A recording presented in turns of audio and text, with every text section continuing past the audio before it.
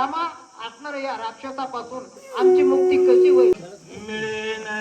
लेवे राक्षस भयाले आगवे आम्हा रागवे रक्षावे.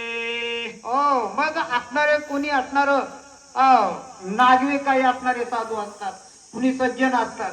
मग असणारे कुणी असणार झाडावर राहून तप करणारे काही असणारे साधू होते आणि ते सुद्धा त्या रामाच्या जवळ त्या ठिकाणी आश्रयाला सर्व आलेले आहेत. एक गुंटव व्रत एकाची एक ते व्रत ग्रहणी निवासे एक ते एक पद तपासी भय सनस सनसी यावो सरले. मग असणारे कुणी असणार एका पायावर असणार उभा राहून तप करणारे होते, कुणी असणार झाडावर बसून असणारे तप करणार होते. अशा प्रकारे अनेक ज्याला देवाचं नामस्मरण ज्या ज्या पद्धतीत असणार करता येते त्या आपापल्या पद्धतीनं त्या देवाचं नामस्मरण करणारे, देवाचं तप करणारे असे अनेक काही ऋषी मंडळी त्या ठिकाणी रामाच्या समोर येऊन हजर झालेले आहेत. जलवासी आकाशवासी विवरवासी आई निर्षे एक ते सदा समय छानवासी ते डोकेसी यावे सरले. मग असणारे कुणी असणार पाण्यात असणार अशा प्रकारचे काही ऋषी त्या रामाच्या आश्रयाला त्या ठिकाणी आलेले आहेत.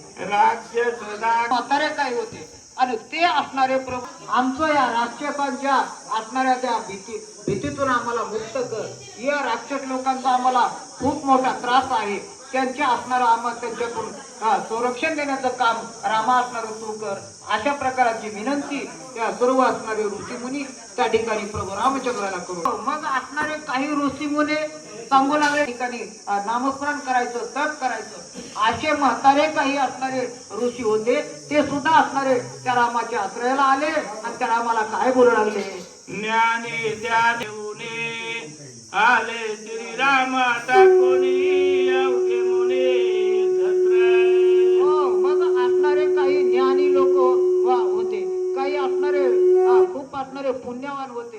असे काही असणारे जे ऋषीगण होत ते असणाऱ्या रामाच्या समोर त्या ठिकाणी आले आणि असणार रामाला विनंती करू लागले की रामा असणार या राक्षसापासून आमची मुक्ती कशी होईल, आमचं संरक्षण कसं होईल, अशा प्रकारची विनंती त्या ठिकाणी करू लागले. सांगते राक्षसाच्या कोळी विकोळी मारिल्या तपाशा कोळी मास खाऊने सांडिली मेळी लोळती बापुळी. मग असणारे हे म्हातारे असणारे काही ऋषीगण होत ते लागले की बाबा ह्या राक्षस लोकांनी आम्हा लोकांना कशा प्रकारचा त्रास दिलाय. रामा असणारे आमचे असणारे